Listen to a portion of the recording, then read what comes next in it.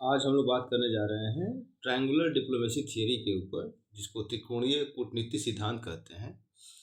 अंतर्राष्ट्रीय राजनीति में डिप्लोमेसी जो है, कूटनीति है, वह बड़ा ही महत्वपूर्ण हो जाता है। तो त्रिकोणीय कूटनीति जो है उसमें 3 देश शामिल होते हैं, जहां प्रत्येक जोड़ी एक दूसरे के साथ और एक तिकड़ी के रूप में भी आप इसको देख सकते हैं, जिसमें के बीच में संवाद होते हैं।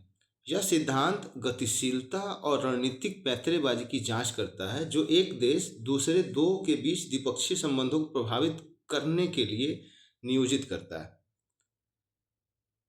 अब बात करें कि हेनरी किसिंजर, उन्होंने सबसे पहले शीत युद्ध के दौरान त्रिकोणीय कूटनीति को लागू किया और ये तर्क दिया कि इस रणनीति का उपयोग सोवियत संघ और चीन के साथ और उनके खिलाफ दोनों तरह से काम करने के लिए किया जा सकता है।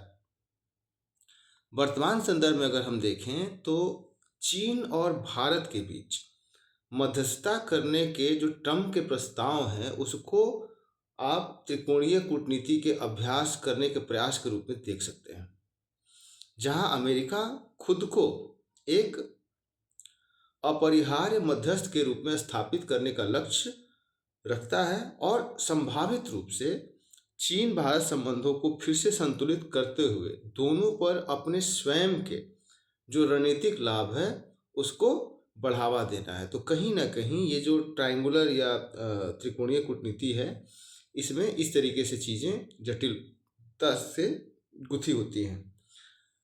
Triangular diplomacy involve 3 countries where each pair interacts with each other and also as a trio.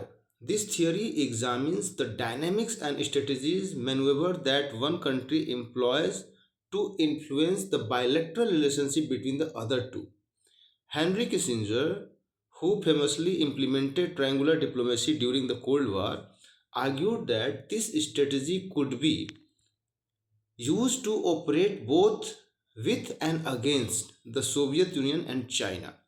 In a current context, Trump's offer to mediate between China and India could be seen as an attempt to practice triangular diplomacy, where the US aims to position itself as an indispensable mediator, potentially recalibrating Sino-Indian relations while enhancing its own strategic leverage over the both. So, ये जो conception है ये बड़ा ही practically आप देख सकते हैं, और आज के संदर्भ में भारत, चीन और अमेरिका एक बड़ा ही अच्छा एग्जाम्पल इसका सेट होता है।